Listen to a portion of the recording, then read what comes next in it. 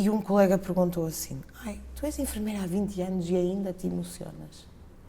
E eu fui mesmo, saí na mesma, não respondi logo, mas quando me disse, no dia em que eu não me emocionar com uma vida humana, diz-me por favor para parar de ser enfermeira.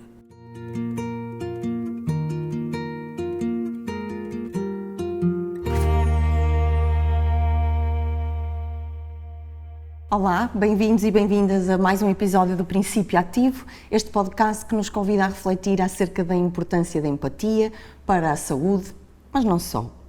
Hoje tenho comigo a Melanie Rocha, uma amiga que é enfermeira e tem dedicado o seu percurso, mais recentemente, aos cuidados intensivos e à saúde mental.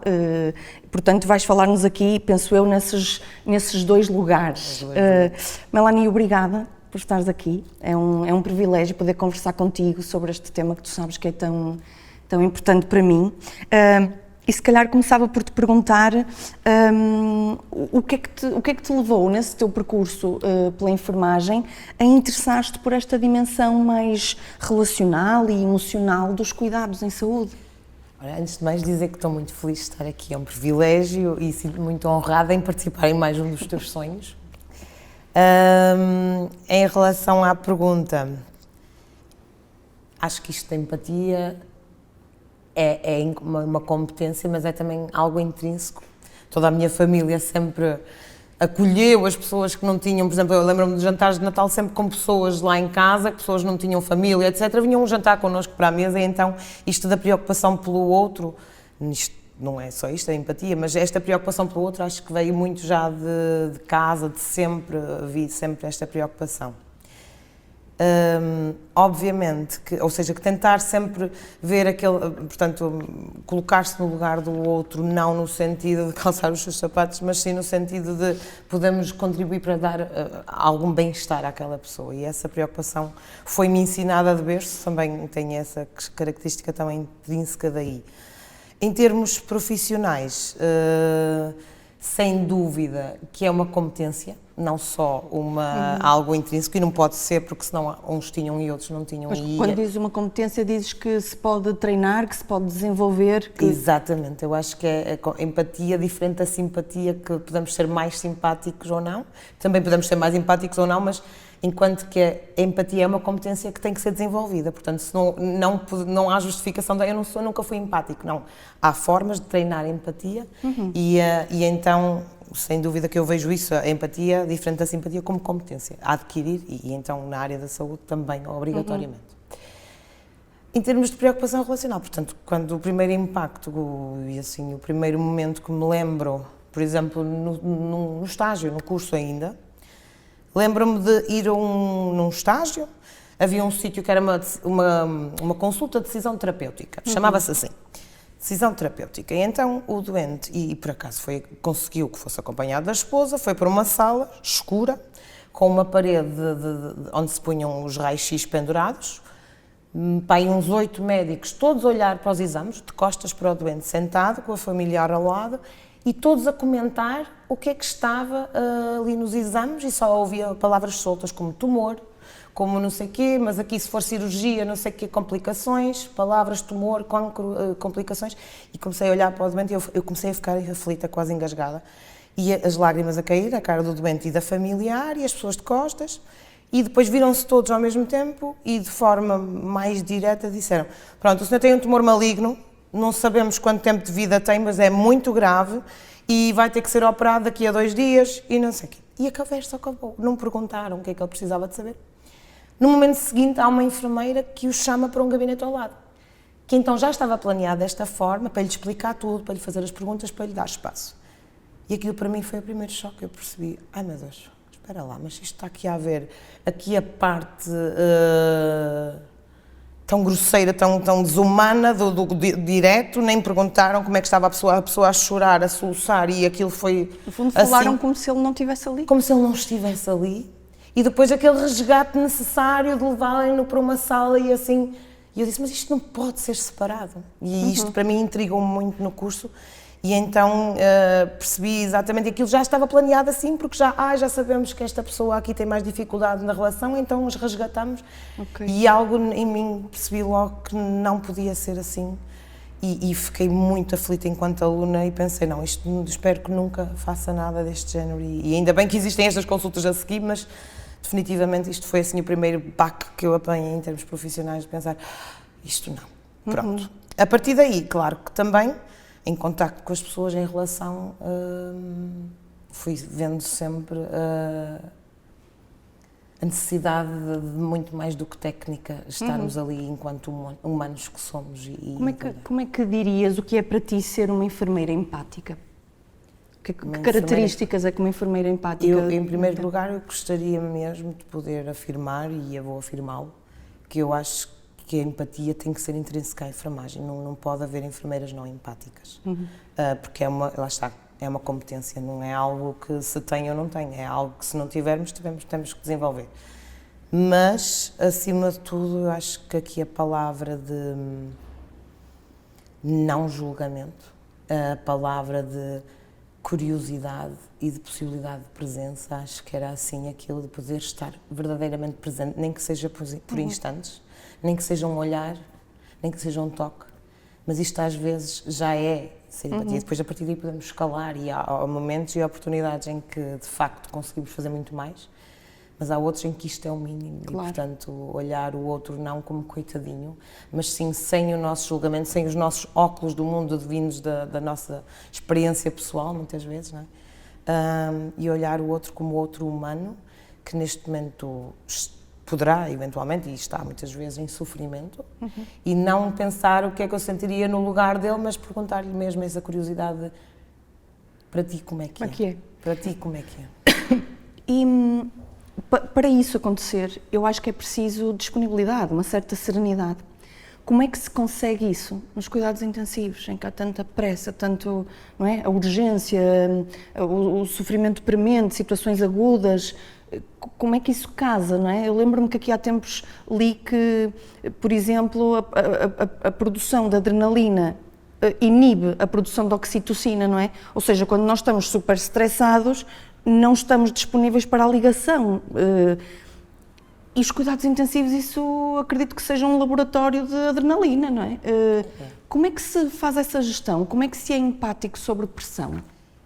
E isto é muito interessante o que estás a dizer. Nós somos um laboratório, acredito que sim, que há ali muita serotonina e muita adrenalina realmente, com a necessidade premente e com estas prioridades máximas de salvar vidas muitas vezes, mas acho que também somos um laboratório de oxitocina. Acho que também quero crer e creio e vejo que cada vez há mais também isto. Portanto, sim, é difícil e nem sempre é possível darmos tudo aquilo que queremos. Então temos que gerir a expectativa.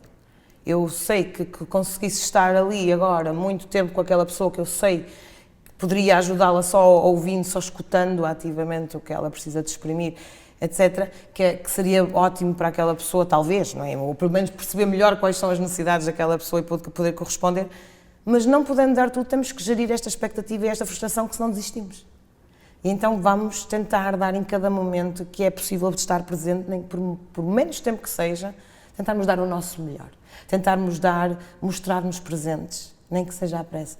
E mais uma vez volto ao toque, volto ao olhar, volto ao silêncio e volto às vezes também, e eu acho que aqui eu quero misturar aqui um termo novo no meio da empatia, que eu acho que também cabe, que é, ok, ouvirmos o outro, mas não temos que ser nós próprios. E, portanto, se nós tentar ser by the book, o que é empatia, a definição de empatia, uma pessoa calma, uma pessoa que está, não sei o quê, temos que abrir aqui alguma flexibilidade e dizer, opá, eu posso também ser uma enfermeira bem disposta e ser empática, posso trazer algum humor.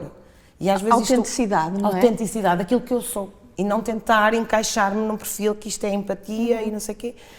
Tentarmos ser autênticos e às vezes mesmo assumindo, olha, eu compreendo, eu gostaria de estar aqui mais tempo. Eu neste momento não consigo. Mas só isso, para a pessoa se sentir vista. Então, é curioso, estavas a falar relativamente ao contexto da saúde, mas também na nossa relação familiar ou com amigos, isso acontece. Às vezes as pessoas acharem que não podem, que têm que ser calmas, que não podem chorar, que não podem...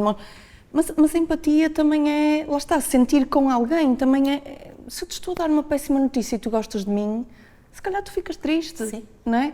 Sem dúvida. Portanto, essa autenticidade parece-me que também cabe e penso que na relação clínica, terapêutica também. Também não é? cabe.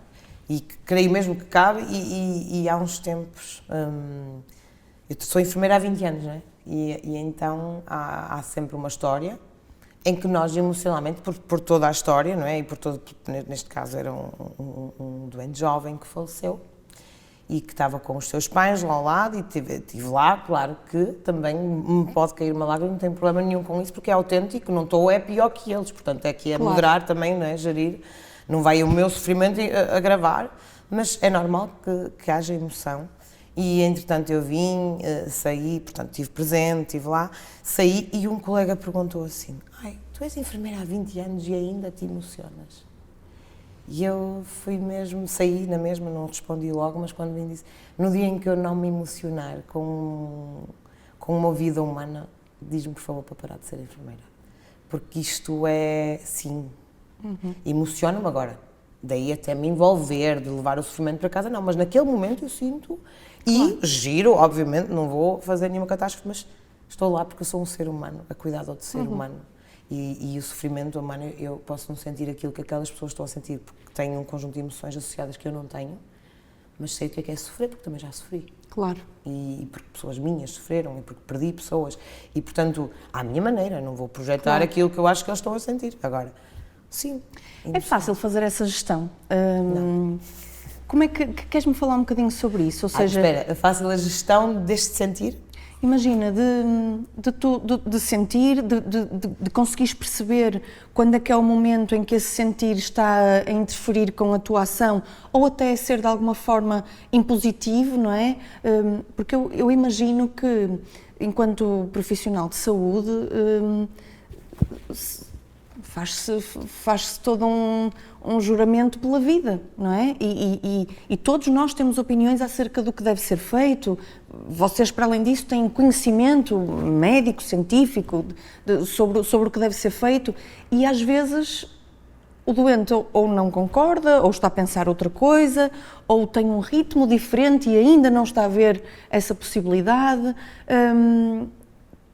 Como é que é gerir isso? Até que ponto é que consegues, lá está, com autenticidade, mas abdicar daquilo que tu achas para respeitar a outra pessoa? Como é que fazes essa gestão? Nem sempre é fácil, mas não é enquanto profissional. Enquanto profissional eu respeito o outro, as escolhas. Como pessoa, às vezes, sinto que que eu gostava muito, ou melhor, aliás, como profissional nós somos ensinados muitas vezes a sermos paternalistas, portanto nós somos os donos da verdade, nós sabemos o que é melhor para aquela pessoa, para aquela situação, às vezes não é a pessoa, mas é para aquela situação, este é o remédio, este é não sei o quê, este é o caminho terapêutico, este é... E portanto somos ensinados um bocadinho de falar de cima para baixo, de sabermos donos da verdade. E acho que a empatia necessita de nós baixarmos umas escadinhas e vir cá abaixo primeiro ver, ok, quem é que nós temos à nossa frente, quais são as crenças, quem és tu, e depois tentarmos, às vezes não podemos ir até ao cimo da escada, damos a mão à pessoa e vamos até onde ela consegue ir, e a partir daqui o que é que eu consigo trazer de benéfico para ti, e agora conhecendo-te melhor o que é que eu te posso dar também de melhor, e o que é que tu sentes com este caminho, sentes-te envolvido? Estamos a fazer isto de forma colaborativa ou estou a fazer por ti? Ok. Porque aí é quando há muitas vezes a ruptura da adesão ao regime terapêutico, é quando as pessoas dizem, sim, porque há uma imposição. Isto é a solução. E então se a pessoa não concorda com aquela solução, muitas vezes é empurrada para canto. E isto acontece também, muitas vezes isto é a solução, não quero, então. Quando é para fazer dietas, às vezes eu lembro-me dos estágios no centro de saúde, que era preciso então a pessoa emagrecer, e então é hipertensos, etc., diabéticos, tem que deixar de comer, não sei o quê.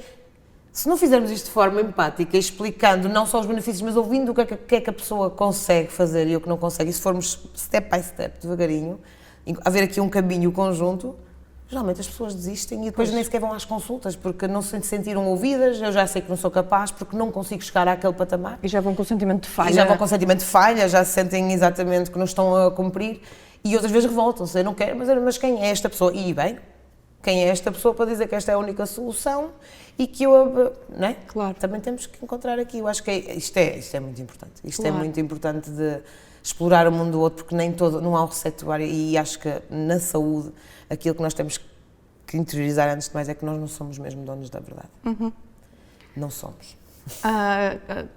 Alguém dizia que não é bem uma ciência exata, que é uma arte, e não é? A saúde tem muitas variáveis a influenciar. Cada vez mais querem torná-la como ciência mensurável, com indicadores, com numéricos, etc. E se nós deixarmos de haver um bocadinho como esta arte de humanização, não é? Da relação e deste mundo riquíssimo que nós somos os privilegiados, não é? Porque nós também conseguimos ver as pessoas no seu momento mais vulnerável, e então é preciso ter uma sensibilidade para se aproximar daquela pessoa que naquele momento está na maior fragilidade. Pá, que é preciosidade, não é? Claro. Que privilégio de podermos estar lá e podermos estar. Claro que esses indicadores são importantes, Claro. mas não podem ser isolados, não é? Pois não. Isolados. Não pode continuar a haver aquilo técnico ali dentro e o humano cá fora, não. Tem que haver esta fusão. Certo. Não faz sentido. Pareceu-me que houve aí uma nuance sutil no teu discurso, que tu disseste assim: enquanto profissional eu consigo, então e fora disso? Não, é isso. É o que eu queria dizer, eu às vezes posso não concordar a nível pessoal com a escolha daquela pessoa. E então é preciso uma gestão pessoal também às vezes para lidar com isto, para continuar a ser autêntica e sem julgamento. Este julgamento vem muitas vezes, nós temos julgamento. Agora, é preciso dizer isto é meu ou é do outro? Não, isto é só meu e é das minhas crenças, e portanto eu tenho que dançar fora do meu mapa-mundo. Agora tenho que saltar fora do meu mapa-mundo, que senão não cabe aqui isto. E só a partir daí é que consigo escutar o mapa-mundo do outro, não julgá-lo, e conhecer, lá está, a curiosidade. Claro. Tem que ser ponto de partida, a Certo. curiosidade. E essa autenticidade, eu acho que posso partilhar isto, acho que não te importas, não é? Nós somos amigas para além de profissionais, e tu acompanhaste momentos muito difíceis da minha vida e da minha doença, não é? Em que felizmente eu fui recuperando, e houve também a oportunidade de dizer: Melanie, obrigada por isto, mas olha, não quero ir por esse caminho, ajuda-me, não quero ir por esse caminho. E haver não sei se concordas, mas haver esta abertura para se conversar sobre isto, porque eu sei que as duas queríamos o melhor. O melhor, é isso. As duas queríamos o melhor. E eu não acho que seja errado uma pessoa dizer aquilo que acha melhor para a situação, não é? Tu dizes-me assim: olha, eu acho que tu devias fazer A ou devias fazer B, é o teu amor e o teu conhecimento a funcionar. Mas tem que haver esse espaço também para dizermos assim: olha, eu estou a ver a possibilidade de C, ou A e B para já é muito difícil para mim. E tudo bem, não é? Ou seja, tu tinhas essa crença de que era o melhor, eu tinha a minha, e encontramos um caminho a meio, porque o nosso objetivo era comum, não é? Ou seja, acho que não há formas de estar erradas aqui, tem que haver uma conversa transparente sobre estas opiniões. Não sei se concordas. Eu não só concordo, como te quero agradecer muito, porque acho que todos os profissionais de saúde deviam ter uma amiga Ana, que nos ensina exatamente a gerir às vezes, porque se eu, com um doente, me modero mais nas opiniões, com uma amiga, e aí é que entra a esfera pessoal, já se calhar tinha mais vontade de acreditar que realmente era o melhor e dizer que era por ali, e tu tiveste sempre esta honestidade, e agradeço não só a honestidade, como também, aceitares eu ter sido assim em muitos momentos, e foi super importante para mim, não só como pessoa, aprendi mesmo muito, e toda a gente que se cruza comigo daqui em diante é também graças a este teu alerta para mim de eu não quero ir por aqui, mas vamos tentar, e eu a perceber-me do quanto estava a ser também de tentar levar o melhor avante, não é porque és minha amiga, foi mesmo muito importante, e acho que levo isto comigo com certeza daqui para a frente, e isto é mesmo um valor que não aprendia nos livros. Crescemos juntas. Obrigada também. Obrigada também. Porque esta transparência é rara, sabes? Este espaço para se construir junto é raro, e eu acho que é muito bonito. É muito Obrigada. bonito, e é isso. Eu acho que também há tu mostraste um lado que eu acho que as pessoas também não usam muito, às vezes os doentes, etc. De exporem também. Eu não quero isto, o que é que nós temos em alternativa? Claro que a forma, como se diz, a forma, a assertividade que se usa para exprimir a vontade ajuda a que o outro seja entendido, mas é de facto esta honestidade de dizer eu não quero isto, porque confrontando com a emoção que o outro sente, não há como se zangar. Exato. E isto é válido para mim, que não era o caso, obviamente, mas mesmo para médicos que não queiram, aqui isto é o plano de terapia. Perante a emoção do outro, a pessoa baixa a guarda e diz, ok, vamos pensar de novo. E isso, tu tens esse dom, obviamente, de... Sendo que também, e quem te conhece e te está a ouvir certamente já terá percebido, tu tens este lado super luminoso e nota-se que aquilo que tu trazes é sempre luz, não é? Vale a pena dizer que passamos uma noite do Dia dos Namorados em plena urgência, em que eu recebi um coração desenhado numa luva, não é? E que também houve Tina Turner à mistura em pleno serviço de urgências, portanto... A Tina Turner. Foi... Tu queres mesmo ouvir isso, Ana? Tina Turner? Tina Turner. Para mim, até hoje, essa Tina Turner... calma, que a Tina Turner tem músicas incríveis. Incríveis. De toda a espécie. Vocês explorem muito a playlist da Tina Turner, porque é toda uma surpresa. Por isso, obrigada também por isso. E isto traz-me aqui outra questão. Eu sei que o teu mestrado foi dedicado a perceber a importância da família nos cuidados em saúde mental, não é? Ou seja, penso eu que foi isto, de pensar uma intervenção que incluísse a família em todas as fases do tratamento. E isto fez-me pensar aqui em algumas questões. Às vezes fala-se que a família, acho que ou se endeusa, a família é super importante e tenho a certeza que é, ou se fala como um obstáculo, não é? Às vezes até se ouve professores ou médicos a dizer nem é o doente, nem é o aluno, os pais é que é um problema, não é? Como é que tu vês isto? Ou seja, trabalhar com as famílias é de facto um obstáculo? É possível ser empático com todas as partes? Como é que tu sentiste isso ao longo do teu estudo? Exato. Então, isto foi no âmbito agora da saúde mental e da psiquiatria, da enfermagem de saúde mental e psiquiátrica, e a área que definitivamente trabalho foi a família, e foi assim, em primeiro lugar, acho que vou chamar uma como é que é? De luva branca? Uma sapatada? Uma sapatada de luva, uma fetada de luva branca e uma sapatada de humildade.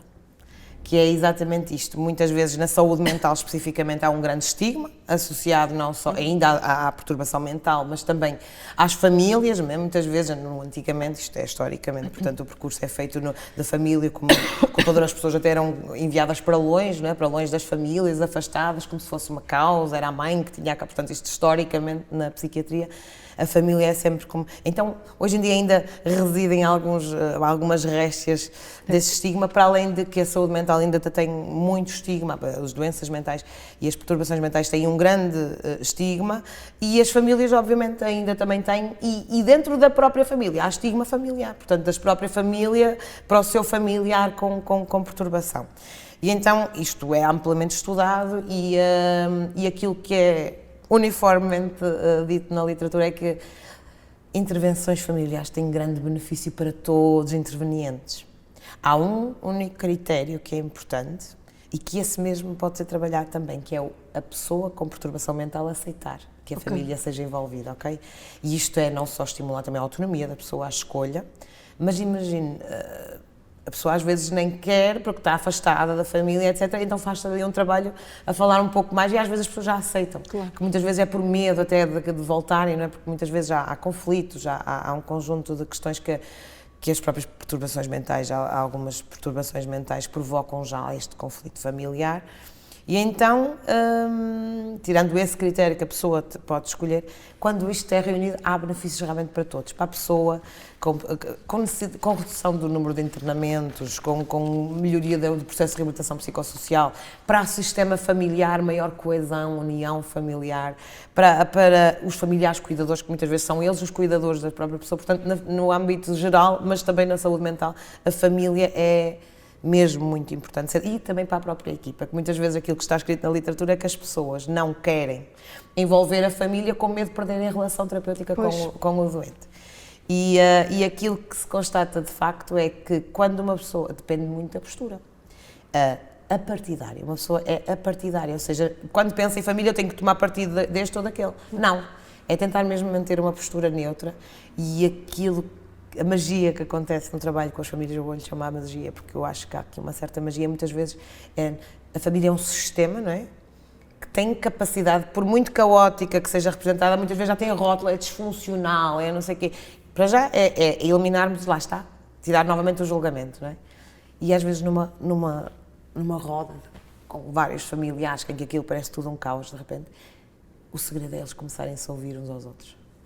E uma pessoa só está ali a mediar, faz umas perguntas de triangular, então, mas o que é que acha, que a mãe pensa sobre, etc. E as pessoas começam a ouvir as opiniões. E depois aquilo autorregula-se.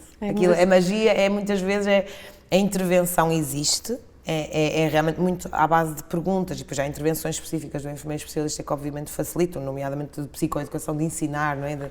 de ensinar algumas coisas que são importantes também, mas acima de tudo é tirar exatamente a família, tirar os rótulos da família e deixar a coisa acontecer. E, portanto, a família tem uma grande capacidade, tem recursos que muitas vezes nem sabe que tem. Eu acredito mesmo que nem sempre, infelizmente, mas muitas vezes a família é um cerne de amor, mesmo que ele não seja visível, e que este aflora em determinadas condições e num determinado cenário. E então é só fascinante e um grande privilégio poder às vezes fazer parte do troço de uma família e ver aquilo acontecer, obviamente com a intervenção estruturada, obviamente com isto tudo. E acredito a criar algumas condições para isso acontecer. Como é não? óbvio, não? Às vezes é preciso um trabalho exatamente de empatia, é uma relação terapêutica que se estabelece Exato. com a pessoa, é uma relação terapêutica, mas sempre a partidária, eu não vou escolher um ou outro lado. Exato. Não há aqui muitas vezes o combate, eu estou aqui só para vos ouvir e para vocês se ouvirem. E é então, manter a empatia é dizer eu estou disponível e estou curiosa, como é que Exato. é convosco? Como é que vocês, noutros momentos, agora estamos neste momento de dificuldade, há aqui um diagnóstico de novo, há aqui... Como é que vocês geriram noutros momentos de dificuldade? Como é que vocês fizeram? Que recursos é que usaram? O que é que fizeram? E brotam ideias, e às vezes uma pessoa não diz nada no fim e eles já saem de lá com um plano traçado que foram eles próprios que elaboraram e construíram, relembrando recursos. Há recursos, claro, que vamos adicionando, mas é este... E, portanto, eu acho que só pode ampliar a empatia e é, assim, um mundo enorme a acontecer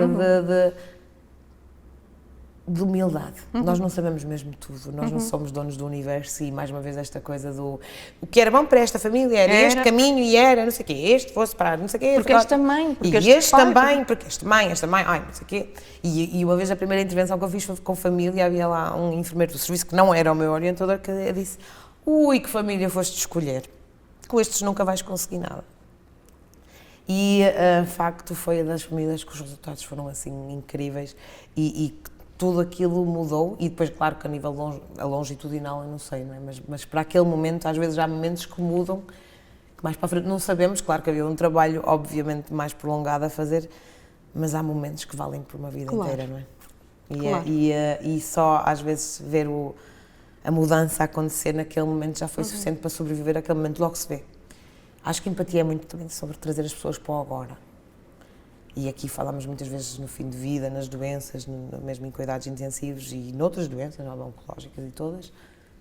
Trazer as pessoas para o agora. Vai ficar tudo bem, não sei. Não sei. Como é que estás agora? O que é que eu posso fazer por ti agora? E acho que é também... eu lembro-me sempre de um doente que eu vou falar, que é assim... Depois, quando corre bem, uma pessoa vai então incentivando a mais. A empatia também é um bocadinho isto aqui de nos vamos alimentando quando ficamos mesmo muito... Eu tinha um doente muito frágil, muito doente, que estava internado há imenso tempo na fase do Covid, sem ter Covid. Estava internado e estava ali num processo em que não havia mais cirurgias a fazer, um doente muito novo, com 30 e poucos anos, em que já estava internado há imensos dias, as pessoas estavam todas com filho pequeno, com a esposa lá fora, que não conseguia estar com ele já há um ano, num desespero, então os médicos estavam ali prestes mesmo a desistir, portanto vamos para cuidados mesmo de fim de vida, últimos dias de vida.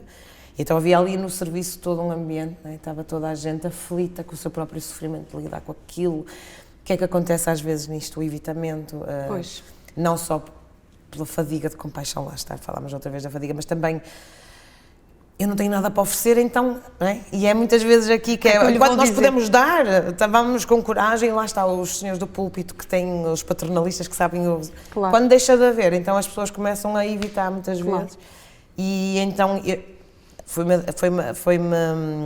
aquele doente ficou-me atribuído naquele dia, e eu era a primeira vez que ia ficar com ele, mas já tinha ouvido as pessoas aflitas, a história, não é? Toda uma história. E então tive que ir à casa de banho primeiro, porque isto às vezes também é preciso, e pensar, respirar, ok, o que é que eu estou a sentir? Isto mexe, isto é intenso, ok, isto não é sobre mim. E o que é que eu posso dar àquela pessoa hoje? Eu vou saber o que é que ela precisa, mas eu preciso focar-me no que é que ela precisa, não é no meu sofrimento, nem a pessoa que menos precisa é da minha pena. Deve estar cheia, toda a gente está aqui cheia de pena à volta, portanto vamos aproximar-nos. E naquele dia, o que criou empatia foi o que é que tu gostavas. Agora, e prestar cuidados de higiene, e eu disse, eu sei que tens estado aqui num grande sofrimento, eu estou a par, e a própria pessoa depois assume já a posição da vítima e ia contar novamente a história, não é? De contar outra vez, Sim. não precisas. Eu sei. Neste momento, para tornarmos este momento assim o melhor para ti, para prestar cuidados de higiene, o que é que seria mesmo bom para ti? Ouvir Coldplay, ouvir Fix You dos Coldplay. E depois só estarmos ali a prestar os cuidados de higiene, quase em silêncio, com aquela música, tornou-se ali magia, não é? E para os dois, para os três, neste caso, estava lá uma auxiliar que é incrível também. E isto abriu uma relação terapêutica quase baseada no silêncio, com uma música de fundo, que depois, então, esta relação terapêutica escalou. E então estava sempre a dizer, mas eu não vou viver mais, mas então e agora, o que é que tu gostavas? Então imagina que vivesses, o que é que tu gostavas de fazer? E disse-me alguns sonhos, que era ir ver um concerto de Coldplay, mas não havia forma de viver, mas eu disse, imagina, mas agora estás aqui, imagina, tiveste um concerto, estamos aqui no banho, não sei o quê, trazer sempre para o agora, e então ele próprio, por iniciativa, disse, há mais sonhos que eu tenho. E eu aí já fiquei aqui um bocadinho constrangida comigo a pensar, isto se calhar não foi bom, porque ele agora vai sonhar e se calhar vai-lhe... Não é? Estou a dizer a mesma coisa que acontece dentro. Mas eu disse, vamos lá, diz-me então. Eu gostava de ser chefe, eu sou arquiteto, mas queria deixar de ser arquiteto e queria ser capitão de um barco. E assim coisas, e eu disse, que bom, e também estimulei, não é? E eu pensei, não sei se isto está a ser bom. Pronto. Imaginem, as dúvidas também fazem parte. As dúvidas fazem parte, mas é acompanhar o outro. Portanto, ele é que estava a comandar naquele momento e a ir atrás. E obviamente que não são todos os desfechos assim, mas hoje ele está vivo, muitos anos depois, mudou de arquitetura e está no Algarve a dirigir um barco, portanto, o primeiro jantar que fez para amigos, empratou aquilo, não sei o quê, com determinadas técnicas de chefe, tirou uma fotografia e enviou a dizer o meu primeiro jantar de chefe. Portanto, isto é das Foi coisas... ver os Coldplay? Foi ver os Coldplay a Paris, calma, eu esqueci-me do principal, ele foi ver os Coldplay a Paris e mandou-me um vídeo.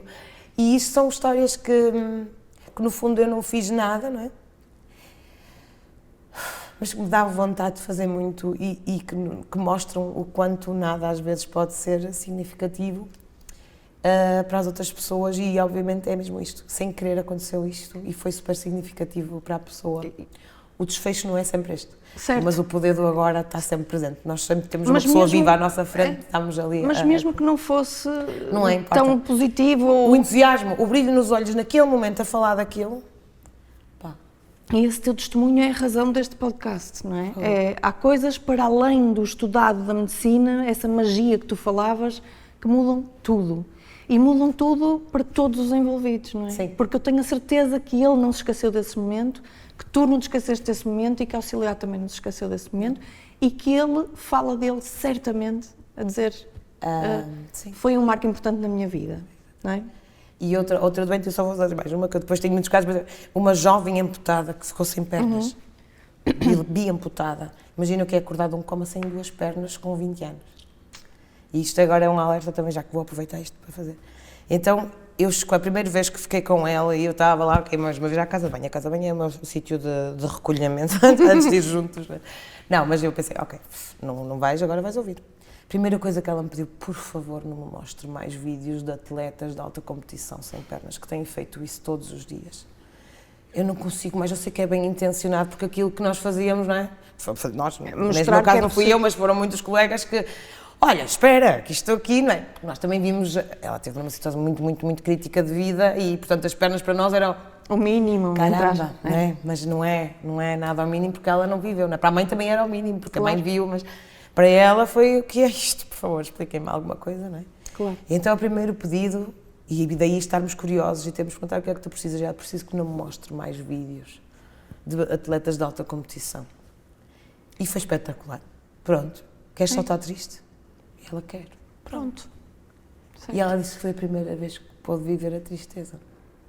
É isso. E isso E é também tão foi importante. muito importante. E Que lá está. somos Eu digo- eternos aprendizes digo, também, sabes? digo muitas vezes isto, a intenção é ótima, a intenção é mesmo boa, mas às vezes é invasivo, não é? Não é o que a pessoa precisa.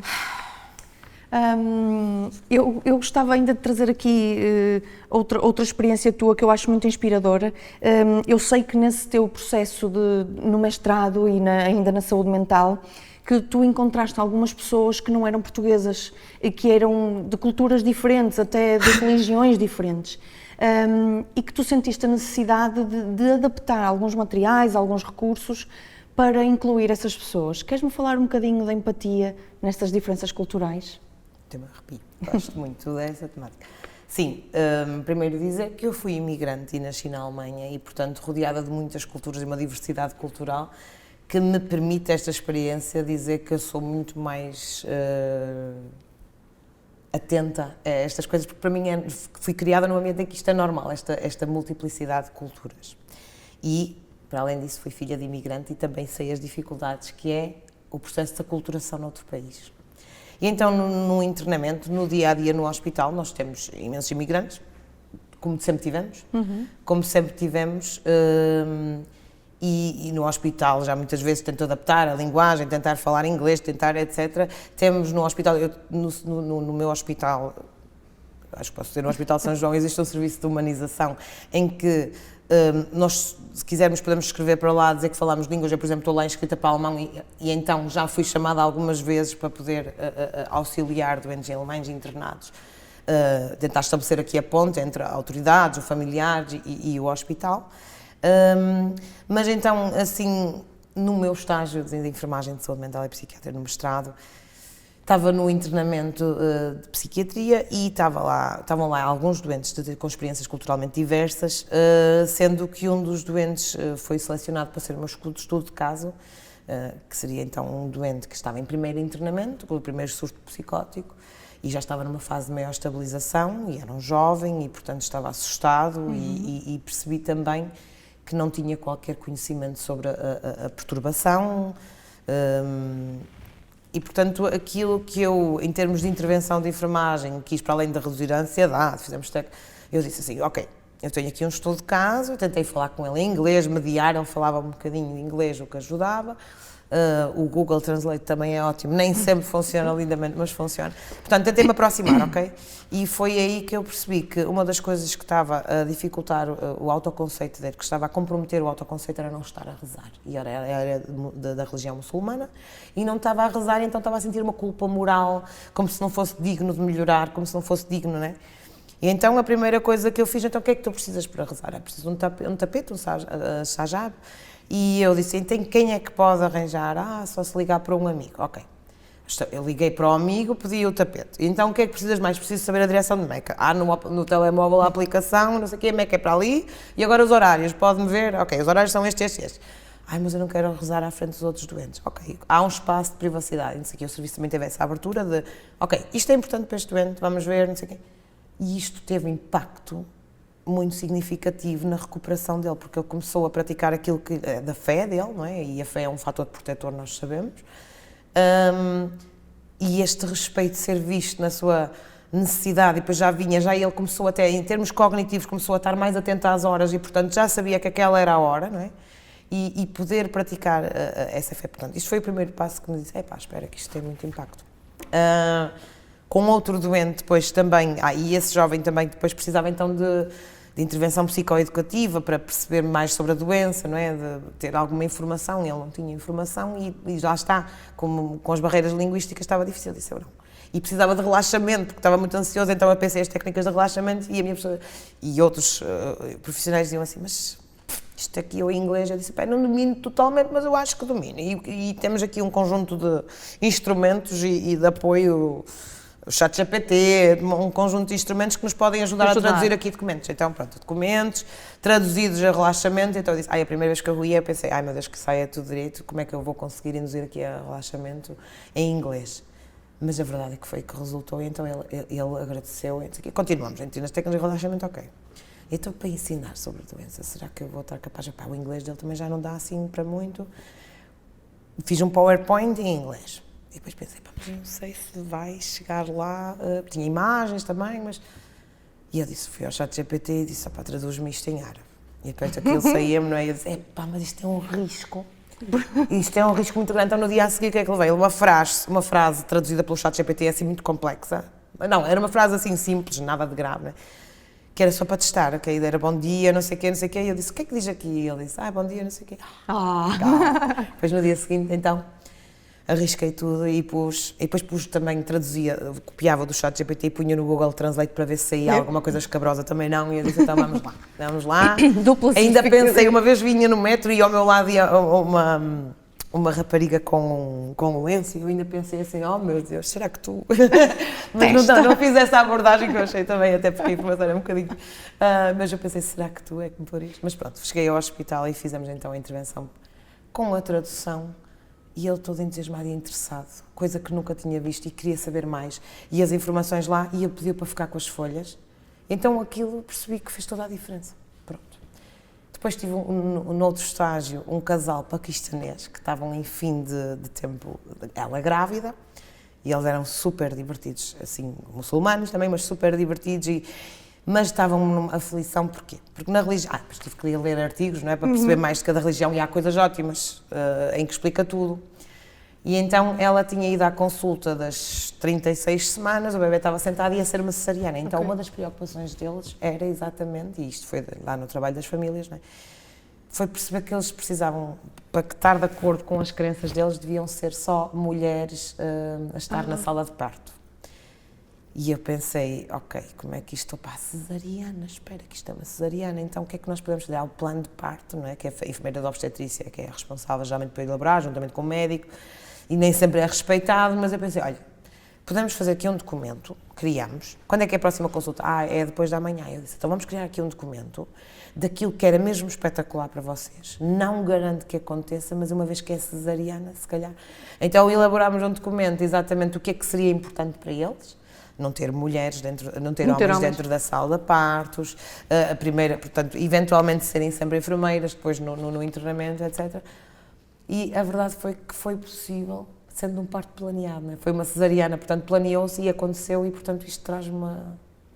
Isto pode mudar mesmo, porque a culpa moral de quando não estamos a cumprir é mesmo significativa, e as pessoas, mas isto aqui, eles têm que se adaptar, mas se nós pudermos se pudermos caminhar um bocadinho de extra mile, não há problema nenhum, é só ótimo. Sim. É só ótimo, trazemos bem-estar à humanidade e, portanto, é incrível.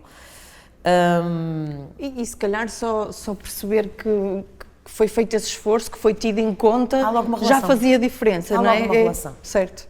Uma jovem também russa, de origem russa, que tinha tido bebê há 9 dias, chegou ao centro de saúde aflita, que estava num blues pós-parto franco, que é diferente da depressão pós-parto. Ela estava assustada, como é que se estava a sentir tão deprimida naquele momento, e não podia falar com ninguém, porque ainda por cima, neste âmbito, as pessoas de origem russa ficam com um grande estigma também, graças a estas guerras, etc.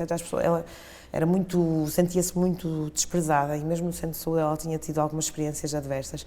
E então veio lá e traduziu, então, a explicar que era o blues pós-parto em russo. E eu disse, agora já confio no ChatGPT, vamos lá, isto em russo também, e saiu.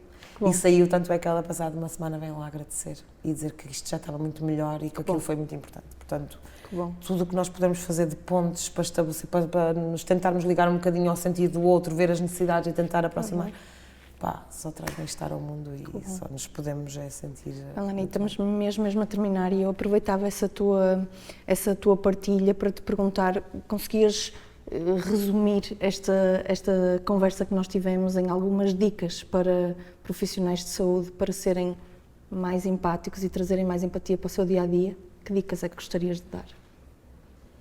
Que antes disso, dizer que é mesmo importante.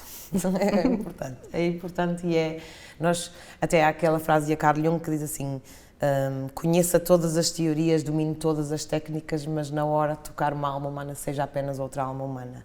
E acho que isto, nós podemos ser ótimos em tudo, conhecimento teórico e prático, e podemos ser, mas se não estivermos ligados àquela pessoa, nós somos sempre gente que cuida de gente, e isto em primeiro lugar lembrar que somos sempre gente que cuida de gente.